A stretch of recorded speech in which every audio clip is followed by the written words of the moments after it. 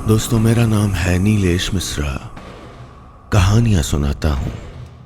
मैं आपको सुनाने जा रहा हूं अपनी मंडली की सदस्य रश्मि कुलश्रेष्ठ की लिखी कहानी बंद दरवाजा। अनजान शहरों की शामें बड़ी वीरान लगती हैं, जैसे गहरा सन्नाटा जमीन की नसें भेद रहा हो। सलेटी अंधेरे में ऐसा ही वीरानापन गोवा की जमीन की एड़ियां रगड़ रहा था। शहरी बसावट से दूर एक कॉटेज रोशन हो रहा था पूरे 3 साल बाद। उसी कॉटेज की खिड़की पर चौखट से टेक लगाए विराज खड़ा था। टी शर्ट की बाजुएं मोड़कर ऊंची की हुई थीं और सर पर सनग्लासेस अटके हुए थे। अरे यार, कितना टाइम और लगेगा? कॉटेज की सफाई करने वाले कामगार पर झल्लाते हुए उसने डूबते सूरज को देखा और कॉटेज के भीतर नजरें दौड़ा दी। बेजान दीवारों पर 3 पेंटिंग लटकी थीं। एक और बड़ा सा सोफा, चौकोर मेज पर कुछ पुरानी मैगजीन पड़ी थीं। बाईं ओर 2 कमरों के दरवाजे थे, एक बंद और दूसरा खुला हुआ। उसी के ठीक सामने उसका दोस्त भास्कर खड़ा था। पैंट बालिस्त भर मोड़कर ऊंची की हुई थी और नाक पर एक रुमाल कसा था जिससे गाल का बर्थमार्क आधा दिख रहा था। तेरे मामा ने कितनी भयंकर कॉटेज दी है यार, गंदगी से एकदम नरक मचा हुआ है, भास्कर ने रुमाल सरकाकर कहा और बंद दरवाजे को खोलने लगा। लास्ट टाइम मामा का एक भतीजा है ओजस, वो आया था यहाँ, वही छोड़ के गया होगा ये सब गंदगी।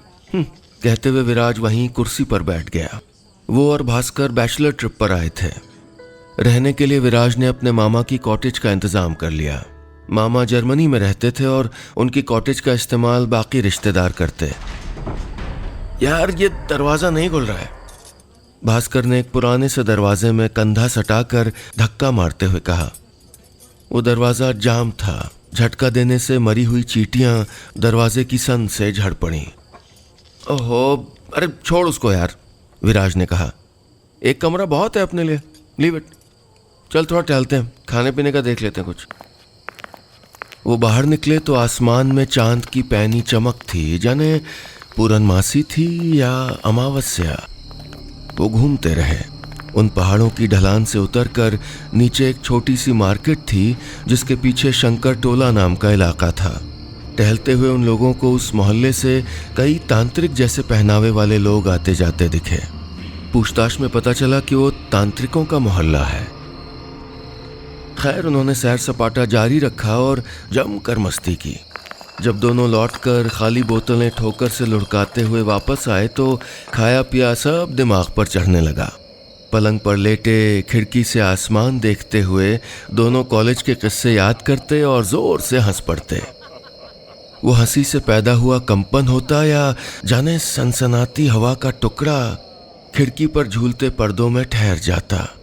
ऐसा लगता जैसे पर्दे के पीछे कोई देह दुबकी हो, कोई अदृश्य देह। यहाँ नेटवर्क इशू है ना? भास्कर ने मोबाइल के सिग्नल देखते हुए कहा। हाँ, लेकिन अच्छा है, वरना तो बस मिताली से बातें करता रहता। कहते हुए विराज ने उसका मोबाइल छीनकर किनारे टेबल पर रख दिया। मोबाइल में सिग्नल झटके से आकर चले गए।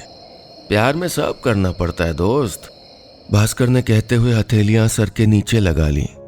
ओफ, ये प्यार के झमेले, तौबा तौबा। कहते हुए विराज उसे छेड़कर गाने लगा।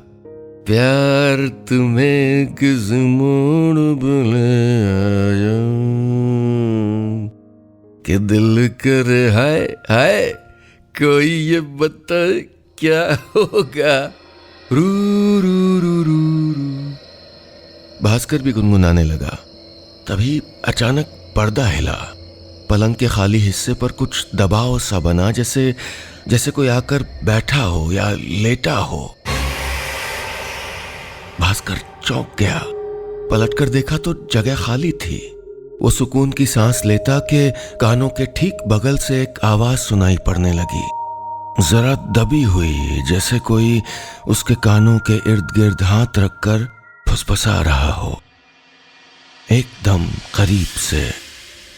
प्यार तुम्हें किस मोड़ पे ले आया कि दिल करे हाय, कोई ये बताए क्या होगा।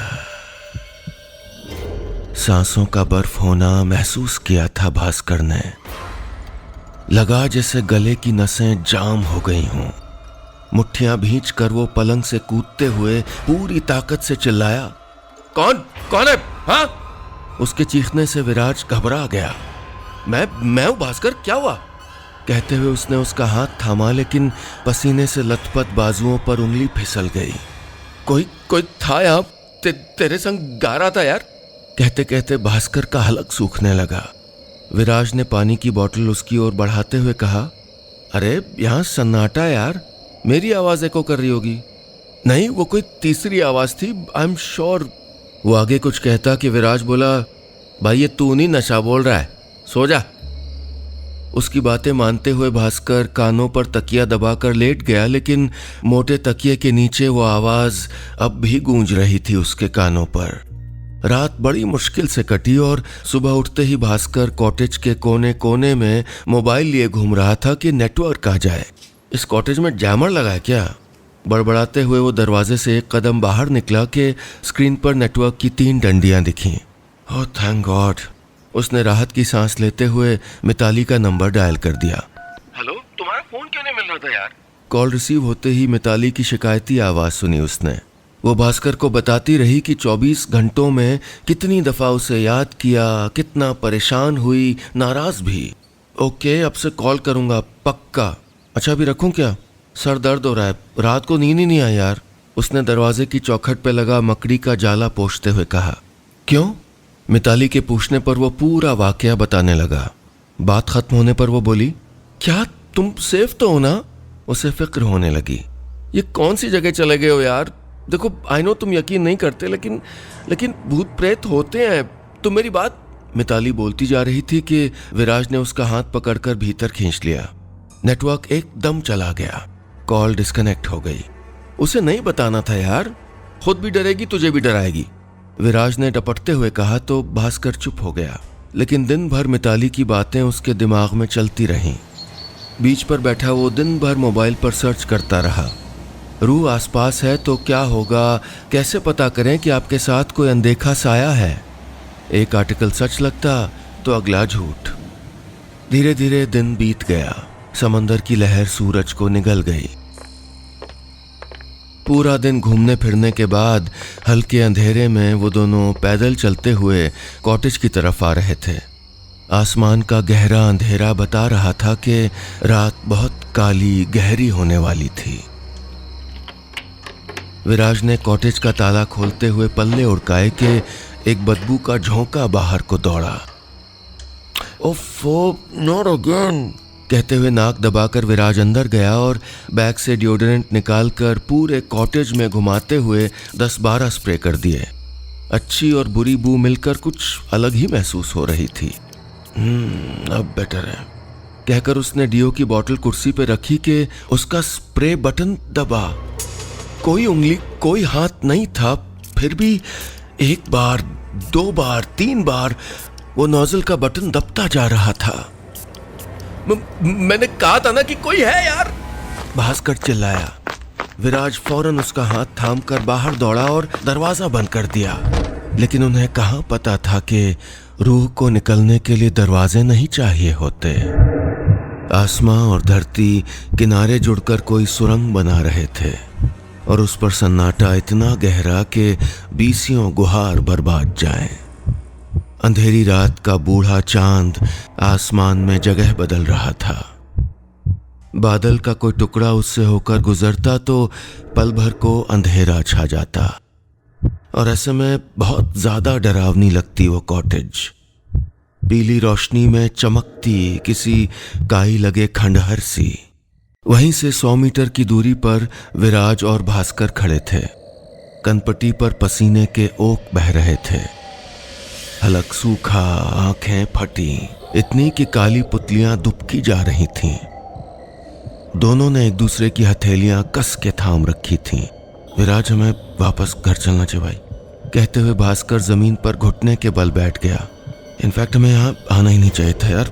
मिताली ने कहा भी था कि क्या भास्कर, वो जानती थी क्या कि ऐसा कुछ होगा? कुछ भी मत बोलना, और वैसे भी सारा सामान अंदर है, सुबह तक तो रुकना ही होगा। विराज भी कहते हुए वहीं बैठ गया। रात भर रेत हवा से उड़ उड़ कर उनके पांव पर चिपकती रही। नींद उनसे कोसों दूर थी। दोनों वहीं बैठे कॉटेज के दरवाजे को डर से भरी आंखों से देखते रहे। कभी थकान से आंख झपकती, गर्दन नींद से झूल जाती तो फौरन सदकर बैठ जाते। नींद और डर की दोहरी लड़ाई लड़ते लड़ते सुबह की हल्की रोशनी खिलने लगी। सुन, फटाफट सामान समेट के निकलते भाई, विराज ने कहा तो दोनों हिम्मत जुटाते हुए भीतर चले गए। भीतर ताजी हवा टहल रही थी। सब कुछ एकदम साफ। कल रात इस कॉटेज में कुछ डरावना घटा होगा, ये देखकर अंदाजा भी नहीं लगाया जा सकता था। सुन, वो डियो मत रखना भाई, भास्कर हिदायत देते हुए अपने कपड़े, शेविंग किट सब समेटने लगा। दिल की धुकधुकी बार बार बढ़ती जा रही थी। कोई हवा का झोंका गुजरता तो वो फौरन पलटता, डरता कि कहीं वो साया तो नहीं। कान के पास भुनभुनाने वाला कोई पतंगा उस फुसफुसाहट की याद दिला जाता। भास्कर ने बैग की चेन लगाई। तब तक विराज अपना बैग लेकर दरवाजे तक पहुंच चुका था। सुन, वो ताला भी है, विराज ने मेज पर रखा ताला उठाकर लाने के लिए कहा। भास्कर ताला उठाकर बैग खींचकर लंबे डग भरता हुआ बाहर जा ही रहा था कि पांव में कुछ अटका। उसकी सांस अटक गई। पीठ से दौड़ती झुरझुरी कंधे तक चली आई। बिना गर्दन घुमाए आंखें टेढ़ी करके उसने अपना पांव देखने की कोशिश की। हाँ, कालीन के रेशों से निकली मोटी रस्सी पंजे में अटकी थी। उसने गहरी सांस ली और झुककर पांव से रस्सी निकालने लगा। वो घुटने टेक कर बैठा ही था कि उसके कानों के पास एकदम झुककर किसी ने कहा, मुझे भी ले चलो। ये वही आवाज थी। घबराते हुए वो फटाफट पांव में उलझी रस्सी निकालने लगा कि उसे अपनी एड़ी के पास कोई जकड़न महसूस हुई, जैसे 5 उंगलियों का घेरा बनाकर किसी ने उसका पांव जकड़ लिया हो। उसकी नसें फूलने लगीं। बाहर से लगातार भास्कर आना पुकारने की विराज की आवाज आ रही थी। वो बोलना चाहता था कि कैसे आऊं, लेकिन शब्द किसी कांटे की तरह गला जकड़ रहे थे। बायां सीना फूल रहा था, जिस्म की सारी नसें खिंच रही थीं। उसने छुड़ाने के लिए और ताकत लगाई कि तभी उस बंद दरवाजे पर तेज तेज भड़बड़ाहट के साथ ऊंची आवाज आई, मुझे भी ले चलो मुझे अपने साथ।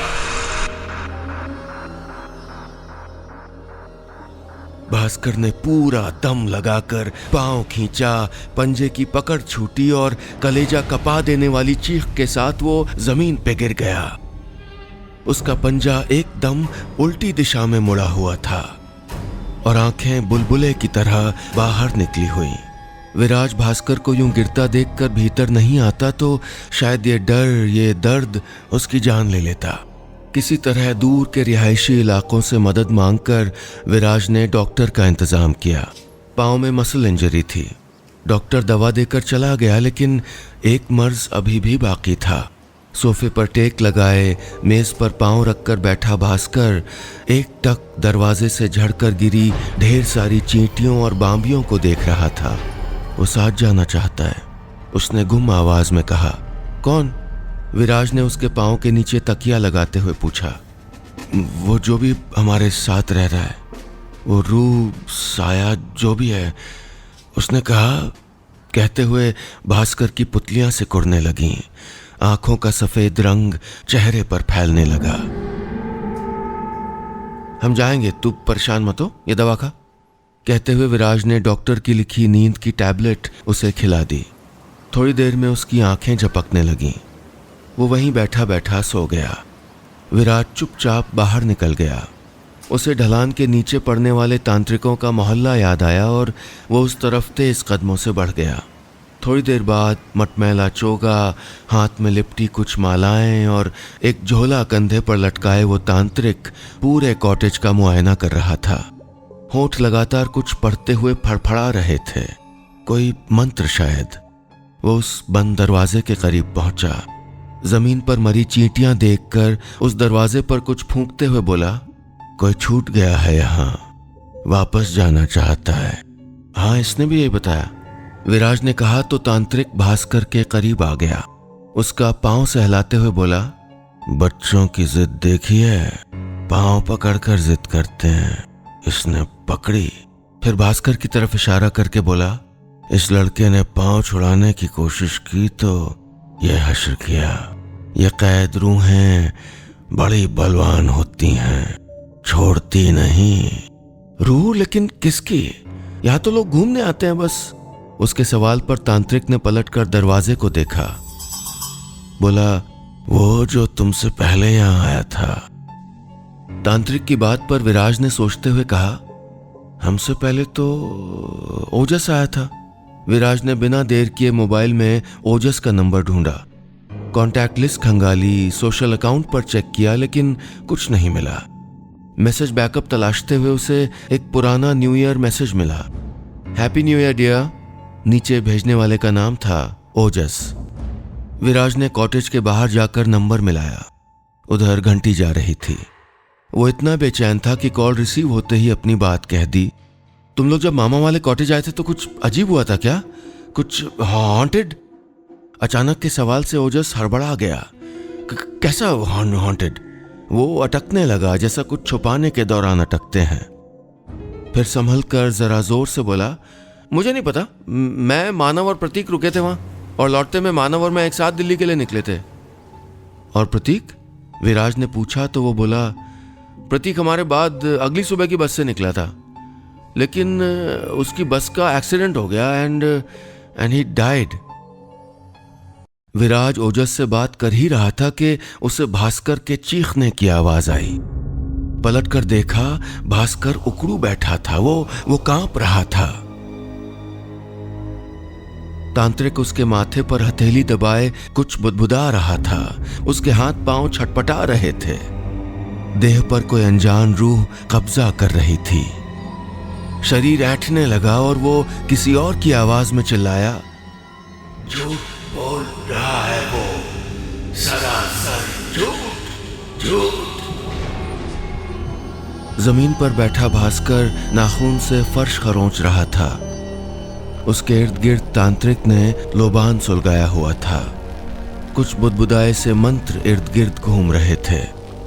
वो तांत्रिक अपनी बड़ी आंखों से भास्कर को देखता, फिर मुट्ठी में कुछ फूंक कर उसके माथे पर दबा देता। कौन है तू और क्या बताना चाहता है? तांत्रिक की आवाज गूंजी। भास्कर की आंखों का रंग अमावसी होने लगा, चमकीला स्याह।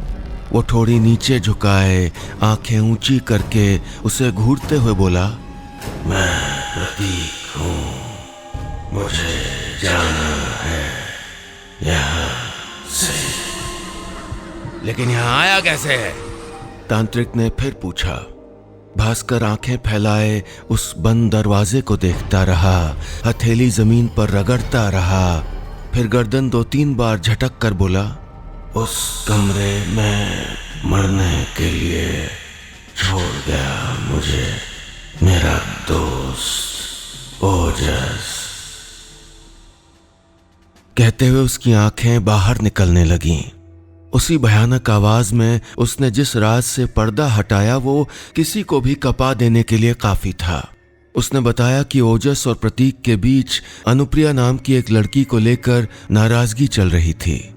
दोनों उसे चाहते थे। ओजस ने इसीलिए वो ट्रिप प्लान की ताकि प्रतीक को वो रास्ते से हटा सके।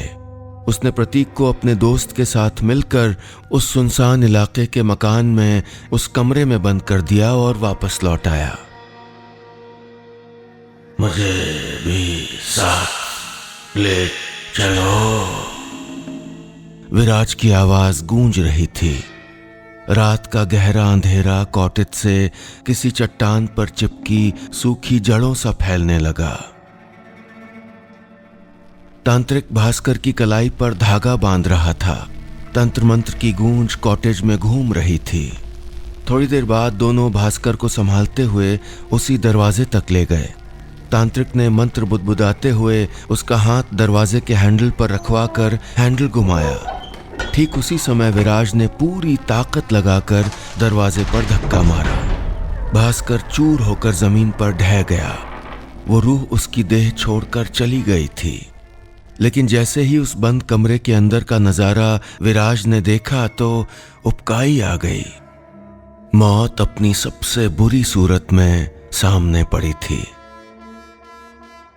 दरवाजे के ठीक सामने कुछ चीथड़े ओढ़े एक कंकाल गिरा पड़ा था। शायद वो दरवाजे से टिका हुआ होगा जो धक्के की वजह से दूर जा गिरा था। दरवाजा खुलते ही वही बू फिर पूरे कॉटेज में फैल गई। भीतर फर्श पर मरे सूखे कीड़े पड़े थे जिन्होंने एक वक्त तक वो देह खाई होगी और फिर उन्हें भी कुछ नहीं मिला होगा। किनारे एक पलंग, एक खुला ब्रीफकेस था और दरवाजे के ठीक पास स्टूल और धूल जमा हुआ सतरंगी नाइट लैंप टूटा हुआ पड़ा था। शायद मौत से पहले प्रतीक ने दरवाजा खोलने की जद्दोजहद की थी और फिर हार गया। भास्कर अब ठीक महसूस कर रहा था, इसलिए चौखट के सहारे खड़ा विराज के साथ उस कमरे की हालत देख रहा था। इसके संस्कार का इंतजाम करो, तांत्रिक ने कहा। आत्मा को मुक्ति देना जरूरी है। पूरा कंकाल संभाल के उठाना। टूट गया है इसलिए संभाल कर। हड्डी का एक भी टुकड़ा रह न जाए वरना मुक्ति नहीं मिलेगी। प्रतीक का क्रियाकर्म अगली सुबह होना था। वो रात बहुत भयानक और काली थी। पीछे के जंगलों से सियारों के रोने की आवाज आ रही थी और चांद बादलों के पीछे सफर कर रहा था। झिंगुरों की आवाज के बीच भास्कर विराज के सरहाने बैठा चांद देख रहा था। वो रात ऐसे बीती जैसे किसी कब्रिस्तान या शमशान में गुजारी हो, आधे दबे कंकालों और अधजली देह के बीच। अगली सुबह रोशनी ने आंखें खोली ही थीं, लेकिन हल्का अंधेरा भी था। सारी तैयारियों के साथ प्रतीक के कंकाल का अंतिम संस्कार कर दिया गया। विराज ने कंकाल के दोनों हाथ और पैर खुद चेक किए कि कहीं कोई उंगली छूट न जाए। दोपहर तक कामगार बुलवाकर कॉटेज साफ करवाने के बाद लोबान की धूनी सुलगा दी गई कॉटेज के हर कोने, हर कमरे में। शाम की नमकीन हवा कॉटेज के पर्दों पर फिसल रही थी। विराज दोनों का बैग पैक कर रहा था। ये ट्रिप कभी नहीं भूलेंगे यार, कभी नहीं, विराज ने चेन लगाते हुए कहा। काश हम भूल जाए, भास्कर ने पांव पर मलहम लगाकर गरम पट्टी बांधते हुए कहा। वक्त सारी बुरी यादें मिटा देता है, इसी उम्मीद के साथ वो शाम को वापस जा रहे थे। सारा सामान टैक्सी में रख विराज कॉटेज लॉक करने के लिए भीतर गया। खिड़कियां बंद की, कमरों के दरवाजे बंद किए, मेन गेट का ताला लगाकर विराज ने एक बार फिर कॉटेज को देखा। डूबते सूरज की रोशनी में वो लकड़ी का खंडहर डरावना लग रहा था। वीराने में खड़ी कॉटेज को वो दोनों जाते हुए पलटकर देखते रहे और शायद वो कॉटेज उनको।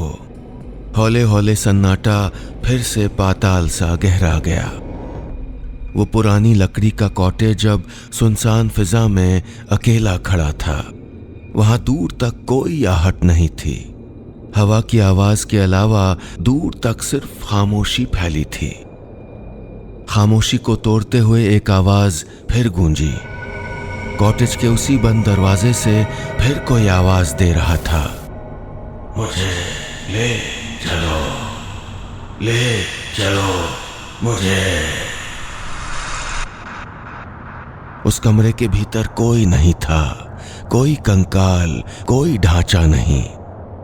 बस दरवाजे के पास लुढ़की उस सतरंगी टेबल लैंप के नीचे से एक हड्डी झांक रही थी। वो हड्डी प्रतीक के बाएं हाथ की छठी उंगली थी।